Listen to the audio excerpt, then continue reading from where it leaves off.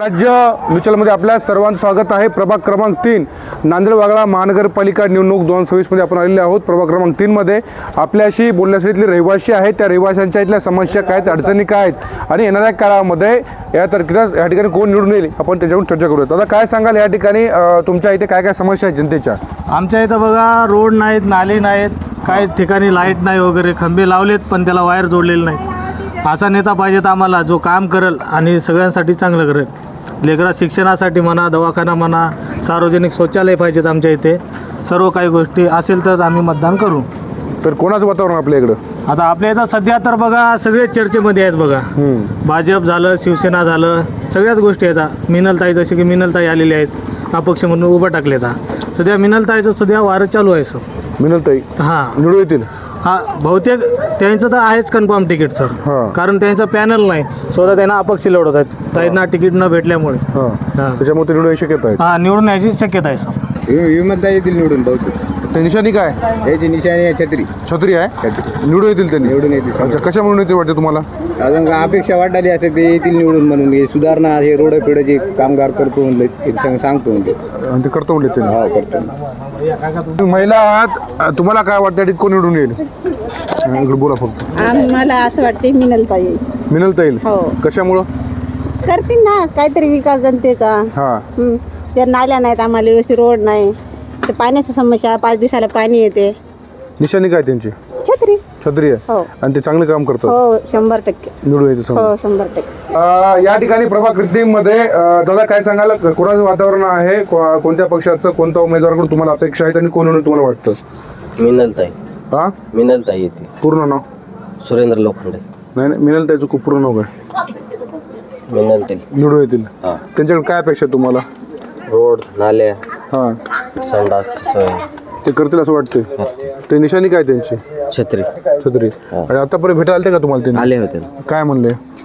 तुमची सुधारणा करू, रोड नाले करून देऊ, स्मशानभूमीमध्ये ती जागा हे करून देऊ, त्याच्यामध्ये निवडून शक्यता आहे? हां। क्रमांक 3 या ठिकाणी आपण आलेलो आहोत नगरपालिकेच्या अनुषंगानं।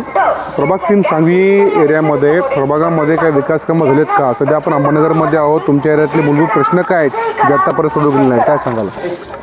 सर्वात पहिल्यांदा मी तुम्हाला क्रांतिकारी जय भीम करतो। जय जिजाऊ, जय शिवराय। आणि या प्रभागामध्ये आम्ही ज्यांना ज्यांना निवडून दिलं आहे, संविधान तज्ज्ञ, कायदे तज्ज्ञ अशा लोकांना दिलं नाही।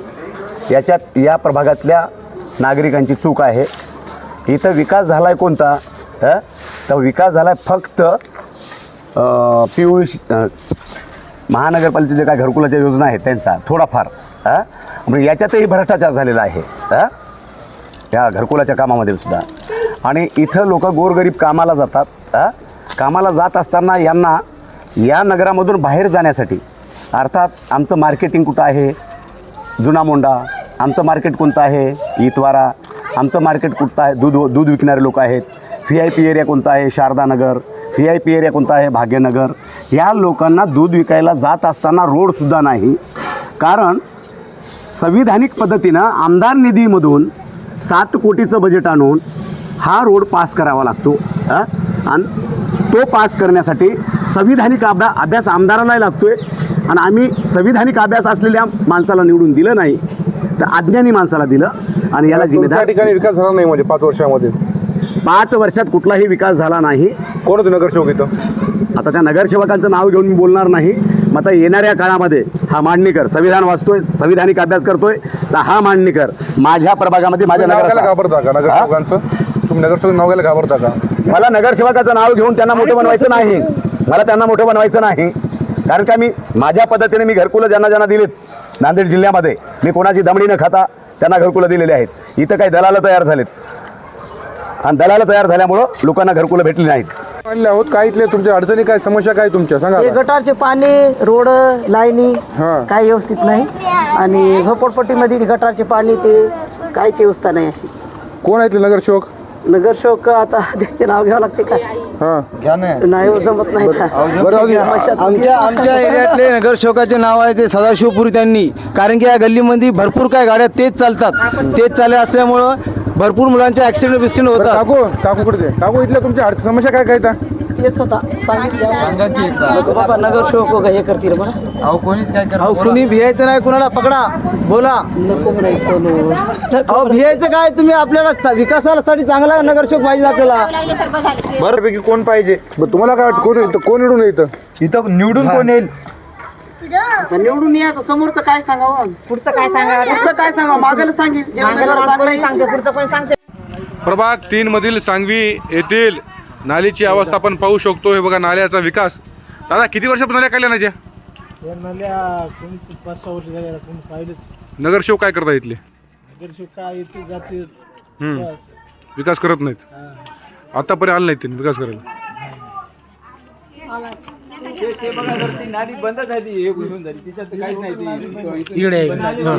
ही नाली सगळी बंद झाली. या कुठली नाली बंद आहे काका? किती दिवसापासून नाल्या बंद आहेत? नगरसेवक येत नाहीत, बघत नाहीत. येतात, बघतात, करूत म्हणतात आणि करत नाहीत.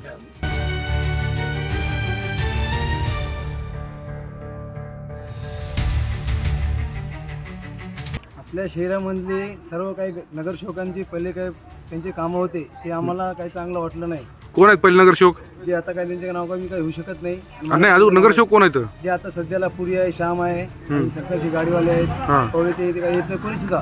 आमच्या गल्लीची हालत एक मिनिट इकडे वन साईड मध्ये पाठीमध्ये ते नगरसेवक येत नाही तिकडे? कोणी सुद्धा कोणी काय येत नाही. कुणी आमचे सर्वात मोठं ना ते आमचे सगळं बिजलीवर वर दाखवा.